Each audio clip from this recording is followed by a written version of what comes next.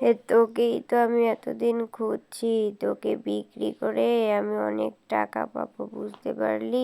না, তুমি আমাকে ধরো না, আমার ছোট ছোট ছানা আছে বাসায়, আমাকে বাসায় যেতে দাও। আমি তোমার কি ক্ষতি করেছি বলো তো? তুই আমার কোনো ক্ষতি করিসনি, এটাই আমার ব্যবসা, বুঝলি? আরে দাঁড়াও বাবা, কি করছো তুমি? এই ছোট্ট পাখিটাকে ধরো না।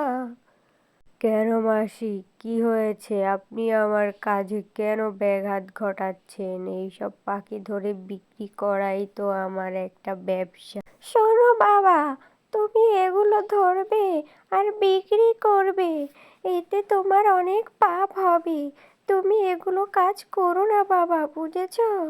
আপনি ঠিকই বলেছেন মাসি, আমারই তো ভুল, আমি কি সব পাপে জড়াতে যাচ্ছি।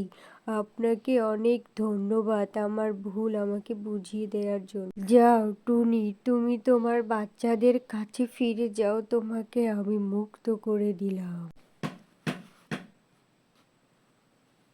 তোমাকে অনেক ধন্যবাদ বন্ধু, আমি আমার ছানাদের কাছে ফিরে যাই, ভালো থেকো। এরপর পাখিটি সেখান থেকে চলে যায় ওর বাসায়।